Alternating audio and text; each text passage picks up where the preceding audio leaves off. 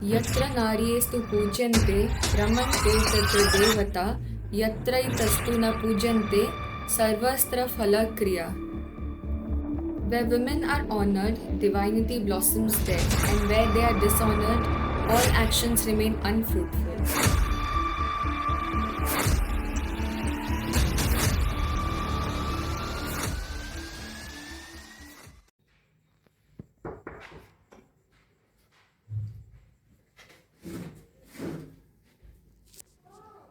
Welcome welcome Aru welcome. क्या हो गया? हाय हेलो कुछ नहीं। मत पूछ यार। अब ठीक है ना? चले यार वैसे ही।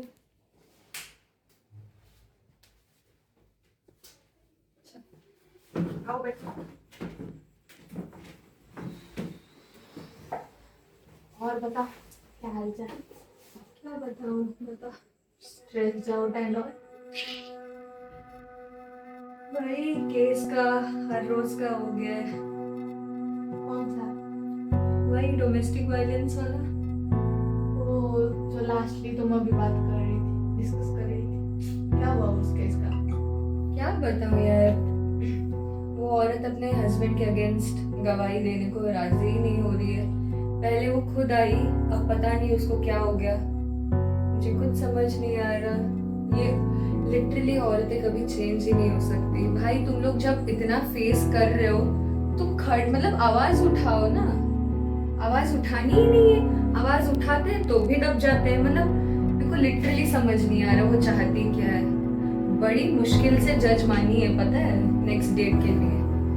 मतलब इस बार उसने कोई सफाई नहीं दी? पता नहीं यार औरतें इतना सहती क्यों है।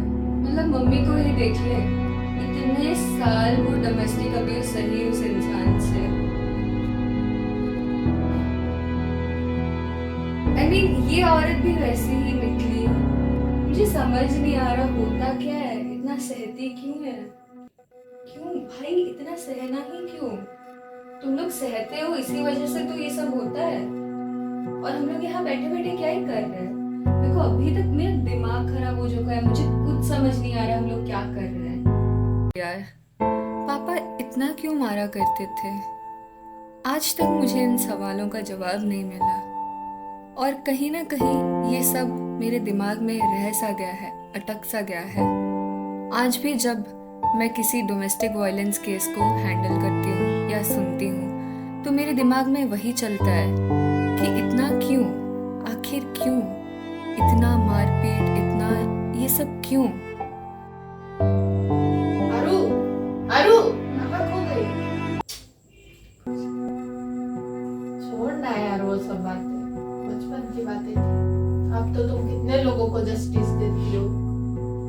बट वो नहीं है यार, कैसे समझाऊं तुझे, तुझे समझ आ ही रहा होगा मैं क्या बोलना चाहती हूँ। पता है एक ऐसा ही केस मेरे पास आया था, फोर्स्ड मैरिज का, जिससे मुझे आंटी की याद आ गई थी। पता है ना क्या हुआ था? वो बच्ची लिटरली 18 की भी नहीं हुई थी और उसकी शादी कर दी गई थी। आई मीन वो खुश तो थी, सब सही भी चल रहा था, और फिर शुरू हुआ उसके ससुराल वालों का अत्याचार। उसका पति उसको रोज मारता था। एक बार तो हद ही कर दी, उसके सास ने उसका हाथ गरम उबलते पानी में डाल दिया। क्या ही बोलूं यार, अब उसको तब जाके अकल आई और वो अपनी बहन के साथ मेरे पास अपना केस लेके आई। यार ये सब ऐसे क्यों होते हैं। तू तो डोमेस्टिक वायलेंस का बोल रही है, पता है यहाँ पे बच्चियां तक सेफ नहीं है। डोमेस्टिक वायलेंस तो बहुत बड़ी बात हो रही है। बच्चियां लिटरली कॉलेज जाती हुई बच्चियां तक सेफ नहीं है। पता है मैं अपने एक केस के बारे में बता रही हूँ जो लिटरली मेरे को गूज़बम्स दिला देता है जब मैं बोलती हूँ इस बारे में। यार पता है उसके साथ क्या हुआ। वो बच्ची रोज कॉलेज जाते वक्त किसी ना किसी तरह का सेक्सुअल हरासमेंट, कमेंटिंग और टच करना ये सब फेस किया करती थी। एंड बेचारी को इस हद तक टॉर्चर किया गया, मतलब इतनी वो मेंटली वीक हो गई थी, इन सब से इतना डिस्टर्ब्ड हो गई थी कि उसने आखिर में सुसाइड कर लिया यार। आई मीन सोच, जो लोगों को लगता है कि सिर्फ एक सिंपल सा टच है, वो एक लड़की के दिमाग में कितना इम्पैक्ट करता है, ये बात किसी को समझ ही नहीं आती। उसके पेरेंट्स ने भी इतनी देर कर दी यार। उसके सुसाइड के बाद ही वो अपना केस लेके मेरे पास आए थे। I mean just imagine how fragile it is. अबे यार अरु, आजकल तो लड़कियां ऑनलाइन भी सेफ नहीं है।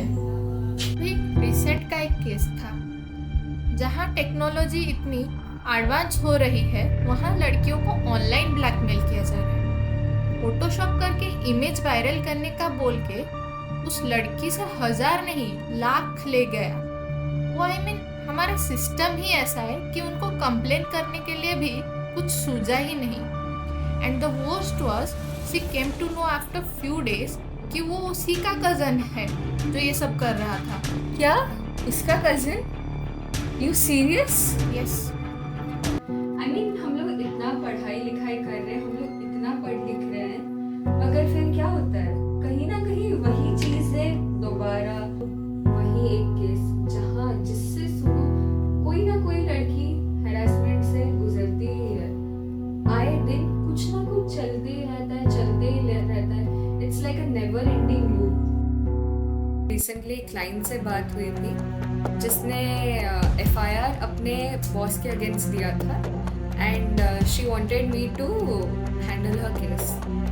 तो लिटरली वो एक आईटी इंडस्ट्री से बिलोंग करती है एंड उसका बॉस लिटरली इन लोग को बोला करता था कि वो उनको प्रमोशन देगा और उनसे सेक्सुअल फेवर्स मांगा करता था।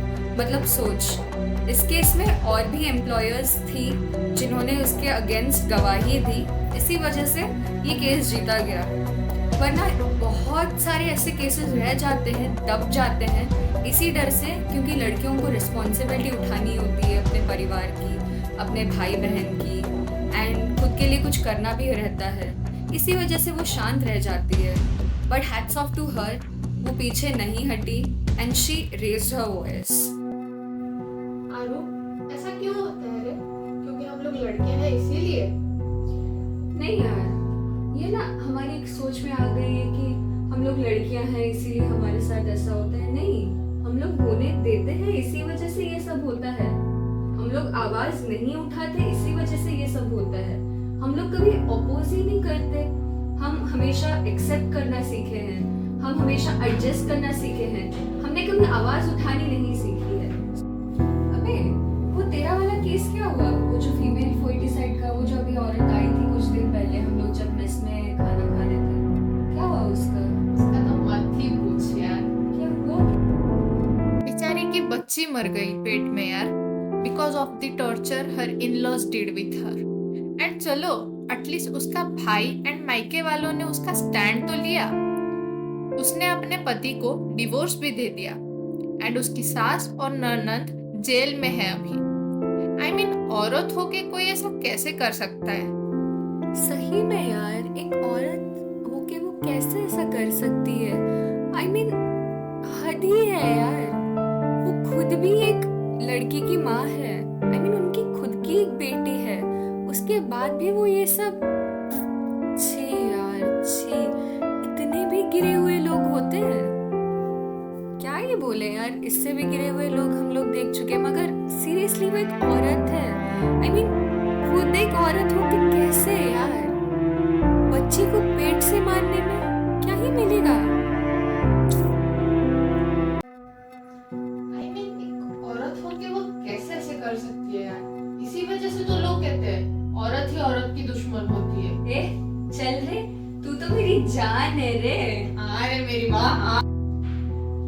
अरे तुझे पता है हम लोग कितने लकी हैं यार।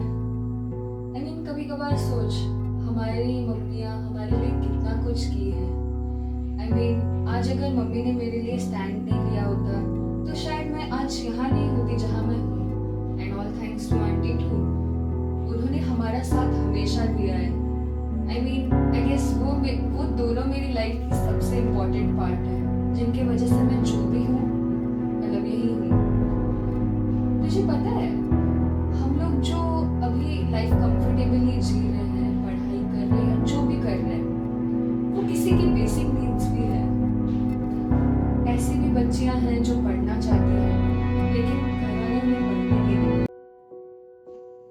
बच्चियां अभी भी पढ़ना चाहती हैं मगर उन्हें पढ़ने को नहीं मिलता। सोच, पढ़ाई जो हमारी बेसिक नीड्स है वो तक बच्चियों को नहीं मिल पा रहा है यार। मतलब माँ बाप को लगता है कि बच्चियों को पढ़ाने के लिए छोड़ेंगे तो शायद वो हाथ से निकल जाएगी, शायद वो बिगड़ जाएगी, उसके साथ कुछ हो जाएगा। उनको यही लगता है कि लड़कियां सिर्फ चूल्हे चौके के लिए बनी हैं, पढ़ाई लिखाई करके वो क्या ही कर लेगी, जाना तो उसे किसी और के ही घर है ना। मतलब सोच क्या हाल है हमारे सोसाइटी का अभी, जहाँ बच्चियों को पढ़ने तक नहीं छोड़ते यार। तो फिर काहे का बेटी बचाओ बेटी पढ़ाओ आंदोलन करते हैं, समझ ही नहीं आता। हाँ यार, हम लोग तो लकी है कि हमें ये सब बेसिक नीड्स लाइफ के मिल गए। बट हम लोग कुछ ऐसा क्यों नहीं ट्राई करते जिससे वो जो अनप्रिविलेज्ड लड़कियां हैं और उनको जिनको पढ़ने का मन है वो भी पढ़ पाएंगे। ऐसा हम कुछ क्यों नहीं ट्राई कर सकते? अभी मिष्टी, तुझे वो वाला केस याद है, हम दोनों का सुप्रीम कोर्ट वाला केस? कौन सा वाला?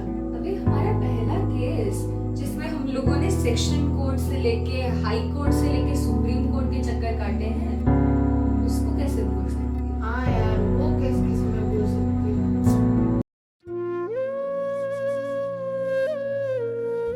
यार उस केस के एविडेंस कितने क्लियर थे ना। वो अपने टेस्टिमनी भी देने को रेडी थी, बट घर वाले, सोसाइटी, सबने उसको इतने प्रेशर में डाल दिया कि बेचारी कुछ बोल ही नहीं पा रही थी। कितना सहा उस बेचारी ने, उन हैवानों ने उसको कितना तड़पाया था यार। याद है ना वो मार्क्स एंड स्टिचेस, किस हालत में मिलने गए थे हम लोग। हाँ यार, कैसे ही भूल सकती हूँ उस केस को। हमारा पहला सेक्सुअल असॉल्ट का केस था वो तो उसकी रूममेट थी जिसने एफआईआर रजिस्टर किया, वरना तो इसका मेडिकल एग्जामिनेशन भी नहीं हो पाता। सिस्टम में हम लोग खुद है स्टिल इतना करप्ट कि उन लोगों ने लिटरली विटनेस को और एविडेंस को हैम्पर करने का भी ट्राई किया। बट चलो सही है, वी फाइनली डिड इट। किसी एक को तो जस्टिस दिला पाए।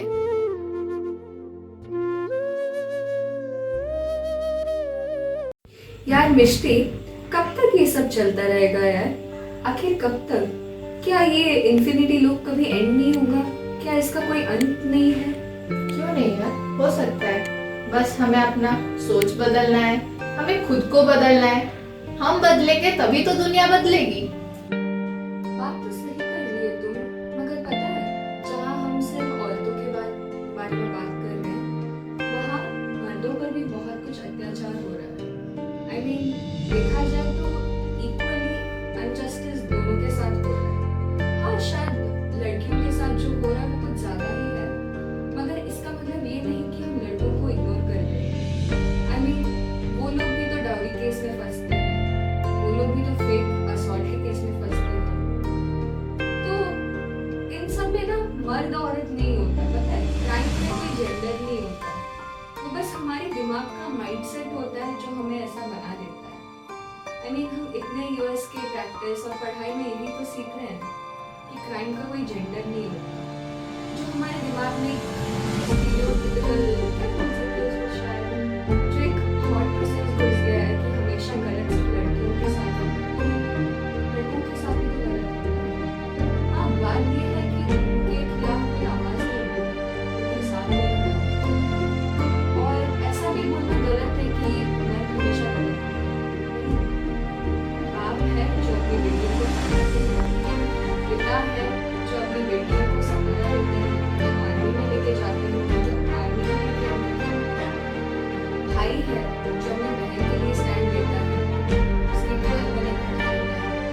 तुमने बहुत सारी वीडियो में तो देखा होगा जो अपनी बेटियों को सपोर्ट करते हैं पढ़ाई में, उनको आईएएस भी बनाते हैं, उनकी ड्रीम्स को फुलफिल करने के लिए वो हेल्प करते हैं। तो ये बात करना गलत है कि हम हमेशा अब ये सही होता है और भी सही होता है। आज से इतनी सी खिलौना नहीं रानी हूँ मैं, प्यार से लिखी उस खुदा की कहानी हूँ मैं। खिलौना नहीं रानी हूँ मैं, प्यार से लिखी उस खुदा की कहानी हूँ मैं। हाँ, टूटी थी कुछ पल के लिए, पर अब एक एक टुकड़ा उठाऊंगी। चल अब तू भी देख, मैं क्या खूबसूरत किस्सा बनाऊंगी।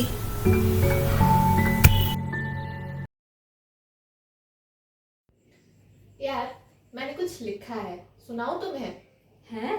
आप लिखना भी शुरू कर दी हैं? वाह लॉयर साहिबा वाह। काजल गहना और सौंदर्य ही नहीं, शक्ति विद्या लक्ष्मी भी हो तुम। होती पूजा देवियों की जिस संसार में, उस संसार की रचना भी हो तुम। जिसने जन्म दिया है भगवान को, वो जन्मदात्री भी हो तुम। जिसने अंग्रेजों को मार भगाया, वो झांसी की रानी भी हो तुम। और वो चूड़ियाँ ताकत है तुम्हारी, कोई हाथों की जंजीर नहीं है वो पैरों की पायल तुम्हारे औरत होने का प्रतीक नहीं, बल्कि तुम्हारे आत्मविश्वास की निशानी है वो।